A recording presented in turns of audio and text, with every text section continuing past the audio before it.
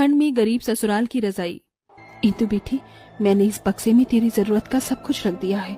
तू जानती है मेरी बच्ची, तेरे बाबूजी कर्ज कर तेरा ब्याह कर रहे हैं। बेटी के ब्याह में तोशक रजाई भरवा कर दिया जाता है, मगर मेरे पास बस तुझे देने को ये एक शॉल है। मैं अपने मायके से विदा होकर इस घर में आई थी तो यही ओढ़ कर आई थी। माँ, इससे बड़ा कोई और दूजा तोहफा आपकी बेटी के लिए हो ही नहीं सकता है। इंदु अपनी माँ का दिया हुआ पुराना शॉल भी बड़ी खुशी से स्वीकार लेती है।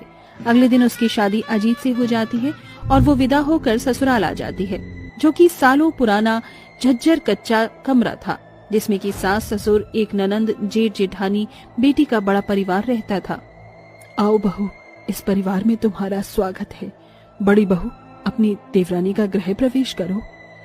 गर्भवती सीता आगे आकर इंदु का स्वागत करती है।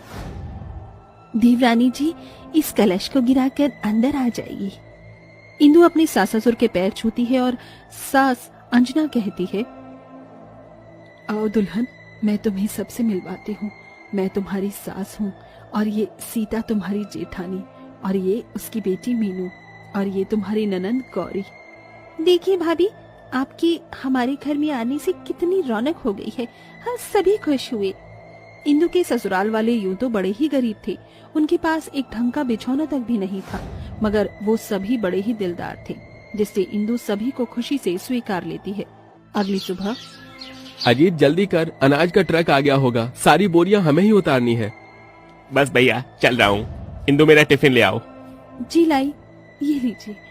फिर दोनों काम पर निकल जाते हैं, जहाँ पूरी सड़क पर एकदम घना कोहरा छाया होता है, जिससे दोनों कपकपाने लगते हैं। अरे बाप रे बाप, ये एकदम से इतनी कड़ाके की ठंड कैसे बढ़ गई? मुझे भी बड़ी ठंड लग रही है भैया, चलो ना घर चलते हैं। अजीत, अगर हम काम पर नहीं गए तो सेठ किसी और को रख लेगा, और तू तो जानता है भाई, घर का खर्चा हम दोनों पर ही है, और हम जिस गरीबी में जी रहे हैं उसमें रोज कमाते हैं तब जाकर खाते हैं। बिन कमाए तो भगवान ने हम गरीबों के भाग्य में 2 वक्त की रोटी भी नहीं लिखी। ये कहते कहते विनोद का मन गरीब होने के दुख से भर जाता है और उसकी आंखें भीग जाती है। दोनों कांपते ठिठुरते गोदाम पर आते हैं, जहाँ सेठ उन पर चिल्ला पड़ता है, कहाँ मर रहे थे तुम दोनों? ट्रक कब से आकर खड़ा है, इतनी ओस गिर रही है, अनाज के सारी बोरियां भीग जाएंगी तो किसका नुकसान होगा?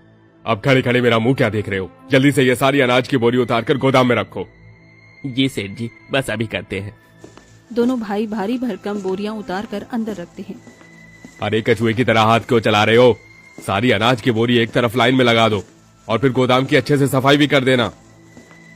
सेठ जी, इन बोरियों का क्या करना है? अरे ये कटी फटी बोरियों का मैं क्या करूंगा? जाते वक्त इसे भी ले जाना और कचरे में फेंक देना। भैया, हमें बोरियां फेंकना नहीं बल्कि घर ले जाएंगे। ठंड में ये आग तापने के काम आएंगी। अब हम गरीबों के घर में बड़े लोगों के घरों जैसे हीटर थोड़े ना है। किसी ने ठीक ही कहा है, गरीबों के लिए हर चीज की कीमत और कदर होती है, क्योंकि वो सारी जिंदगी गरीबी जो देखता है। दोनों बोरी घर ले आते हैं। दोनों को कपकपाता देखकर गोपी कहते हैं, अरे भाग्यवान, देखो अजीत और विनोद जाड़े से कैसे कपकपा रहे हैं। अरे बड़ी बहू, जल्दी से रजाई निकाल ले, ठंड बढ़ गई है, अब बिना रजाई की नींद नहीं पड़ेगी। जी माँ जी। सीता रजाई निकालकर उन्हें ओढ़ने को देती है। सीता दीदी, ये इस रजाई की हालत तो बहुत बुरी है, ओढ़ने लायक भी नहीं है, जगह जगह से फटी हुई भी है, इसमें तो बड़ी ठंड लगती होगी। तभी 5 साल की मीनू तपाक से बोलती है, हाँ दादी, इस रजाई में बहुत ठंड लगती है, नींद भी नहीं आती है। ऐसा कहते हुए मासूम मीनू के चेहरे पर पतली दुबली रजाई में गुजारे ठंड का एहसास साफ दिखाई दे रहा था। क्या करें इंदु भाभी, हम गरीबों की ठंड तो ना जाने कितने ही साल एक ही रजाई में काटनी पड़ती है, वहीं अमीर लोग हर साल नई रजाई गद्दे खरीद लाते हैं। बस इस ठंड में ये दुबली पतली रजाई ही ठंड से बचने की आस है। फिर इंदु और उसका सारा का सारा गरीब ससुराल उस एक दुबली पतली रजाई में आ जाता है। इतने बड़े परिवार के लिए ना तो वो रजाई ही पूरी पड़ती है और ना ही किसी की ठंड जाती है। वहीं दूसरी तरफ बंगले में रहने वालों के लिए ठंड जैसे सुहाना मौसम बनकर आता है। क्या बात है सेठानी, ये नई रजाई किसके लिए भरवाई है? अजी भूल गई, घर में नई बहू आई है और ससुराल में ये शगुन बहू की पहली सर्दी भी है, इसीलिए मैंने पूरे 50 किलो कपास को रुई से अपनी प्यारी बहू के लिए ये रजाई भरवाई है। मैं उसे देकर आती हूँ। सेठानी रजाई लेकर बहू के कमरे में आती है। अरे मैया, ये रजाई तो इतनी भारी है कि मुझसे अकेले उठ भी नहीं रही। सासू माँ आप? हाँ बहू, मैं तुम्हें रजाई देने आई थी, खास तुम्हारे लिए भरवाई है, बड़ी गरम करेगी। इस रजाई के लिए शुक्रिया माँ जी। जहाँ शगुन अपने अमीर ससुराल में मखमल के बिछौने पर भारी रजाई में सुकून से सोती है, वहीं बेचारी गरीब बहू और उसकी ससुराल वालों की ठंड कांपती ठिठुरती बीतती है। हर दिन के साथ ठंड का तापमान घटता ही जाता है। ऐसे में एक दुबली पतली रजाई में पूरे गरीब ससुराल वालों का सोना बड़ा ही कठिन हो जाता है। हो हे राम, इस साल तो बड़ी ठंड पड़ गई है। रजाई भी इतनी पतली हो चली है कि गर्म ही नहीं हो रही। अजी, आपके बरस का जाड़ा तो काटे नहीं करता, लगता है जान ही चली जाएगी। जहाँ इंदु के बूढ़े सास ससुर का ठंड में बुरा हाल था, वहीं मीनू के रोए भी सिहर उठे थे। बहुत ठंड लग रही है। मीनू को ठंड से कपकपाता देखकर सीता भी सिसक पड़ती है। इस ठंड में तो हम सबका जीना दुर्भर हो गया है। पता है इंदु, जब ये नन्ही सी जान इस दुनिया में आँख खोलेगा तो इसका क्या होगा? हम गरीबों की जिंदगी तो इस ठंड में मर जाने के लिए ही बनी है। सीता दीदी चुप हो जाइए, रोइए मत, कोई नहीं मरेगा। हम सब इस दुनिया में जीने के लिए आए हैं, मरनी नहीं। हे ईश्वर, मैं सभी को हिम्मत तो दे रही हूँ, मगर इस ठंड के कर्कश कहर को मैं अनदेखा भी नहीं कर सकती। कैसे बचाऊं मैं अपने ससुराल वालों को? सभी की ठंड को कैसे रोकूं? तभी इंदु की नजर कोने में रखी बोरी के ढेर पर जाती है। अगर मैं इन बोरियों को रजाई के ऊपर साट दूं तो उससे सभी को थोड़ी तो गर्माहट मिलेगी। इंदु बोरी को रजाई के ऊपर बिछा देती है, जिससे रजाई थोड़ी गर्म हो जाती है और सभी सो जाते हैं। पर अगले दिन से दिन रात ओले गिरते हैं। लगता है आसमान से आफत बरसने वाली है।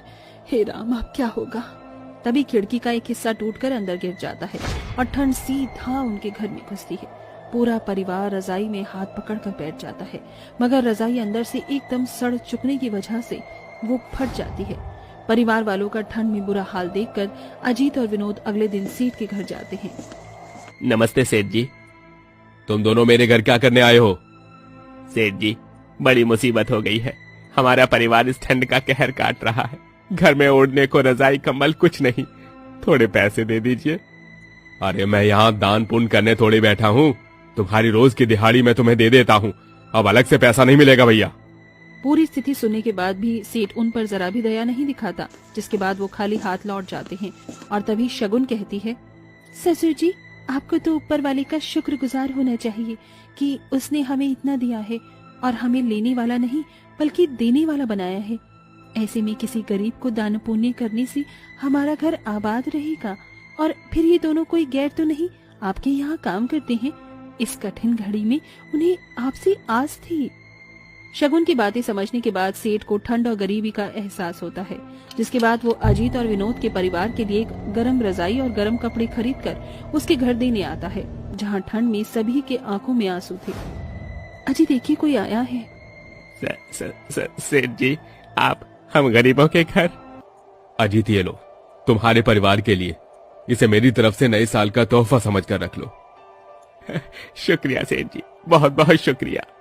अजीत के घर परिवार की ठंड का कहर भरी हालत देखने के बाद सेठ सड़क पर रहने वाले गरीबों को भी कंबल दान करता है। पर बड़ी बात ये थी कि उस गरीब बहू और उसकी ससुराल वालों के पास अब ठंड में ओढ़ने को गरम रजाई थी, जिसे ओढ़कर सभी सुकून की नींद सोते हैं।